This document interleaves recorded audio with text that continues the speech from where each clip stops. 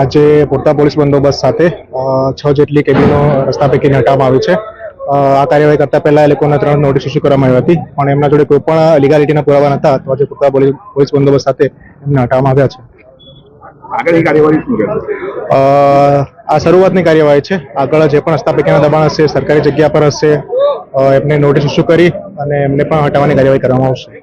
આની સાથે ઘણા બધા ઉત્પાદનોના દબાણો પણ શરૂઆત આજથી થઈ છે અને આવનારા દિવસોમાં ટ્રાફિકને નડતરરૂપ જે રાહદારીઓ નડતરરૂપ છે બધા દબાણો નિયમો અનુસાર હટાવવામાં આવશે. ભાવિક બરજોડ, ચીફ ઓફિસર, બોડેલી નગરપાલિકા. હું ખત્રી જુબેરભાઈ મહેબૂબભાઈ, કેબિન નંબર 33 હાલ પંચાયત દ્વારા અમને ધંધો કરવા માટે આપેલા હતા. એ કેબિનો જે તે સમયે સરકાર દ્વારા નિરાશ્રિતોને આપવામાં આવ્યા. નિરાશ્રિતોને 31, 32 અને 33 નંબરના કેબિન સરકાર દ્વારા આપવામાં આવે, કલેક્ટરે નહીં, સરકાર દ્વારા. તો એ કેબિનો આજે તોડવાનો હુકમ વગર સરકારના અધિકારીઓ કોર્ટની વિરુદ્ધ જઈને કાર્યવાહી કરવા માટે આવી ગયા છે. કોર્ટમાં હાલ દાવો ચાલુ છે. દાવાના નંબર અંદર અમે બતાવી દઈશું અને કોર્ટની વિરુદ્ધ જઈને આ દરેક અધિકારી આજે તમે જોવો છો તે અધિકારીઓ આવી ગયા છે ખાલી તોડવા માટે. એમના મન મરજી માટે કોર્ટની વિરુદ્ધ જઈને કન્ટેમ્પ્ટ ઓફ કોર્ટના આધારે અમે એની પર કાર્યવાહી બી કરીશું. પણ આ કોર્ટની વિરુદ્ધ જવાનું કારણ શું? એટલો મોટો એમને શું તકલીફ છે કે દબાણ હટાવવાને બદલે આખા કેબિન કેબિનો તો મંજૂર થયેલા જ હતા, મંજૂર થયેલા છે. પંચાયતે વેરો લીધો છે, આજ દિન સુધી અમે ભર્યો છે.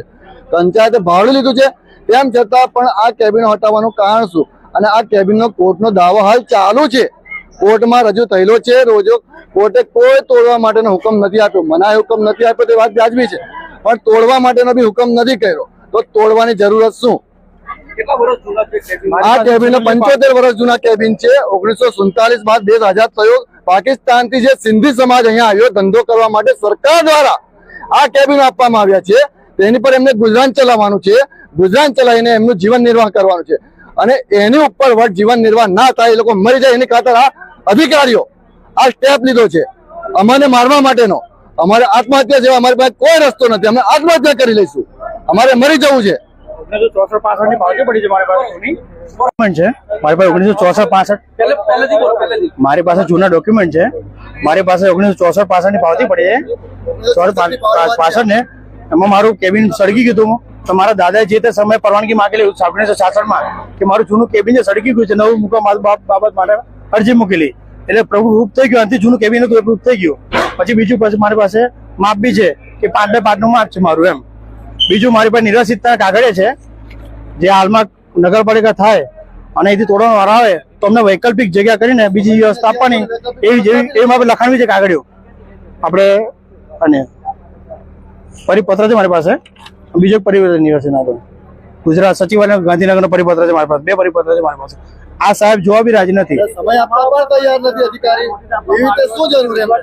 નોટિસ આપવા અમને આપી કે તમે દબાણ હટાવો. એટલે સાહેબને ટાઈમ નથી લખેલો અંદર. અને અમે સાંજે શનિવાર રોજ સાંજે આવતા હતા અને સોમવારમાં અમને પાકિસ્તાન સિંધ છોડીને આવ્યા હતા અહીંથી. ત્યાં નિવાસી કેબિન મળેલા છે. મારા દાદાના નામનું જ છે, સરકારશ્રી દ્વારા પાડેલા છે. એ નામથી ચાલે છે અને એ જ નામ આ પાલિકામાં બી છે. 1950 ની આજુબાજુ છે, એટલે 75 વર્ષ જેવા થાય. મારી જૂની વેરાપાવતી 64-65 ની તો છે જ. એના પછી પરમિશન બી છે કે ભાઈ કેબિન સળગી ગયું હતું નવું મૂકવા માટેનું એમ. એટલે સૌ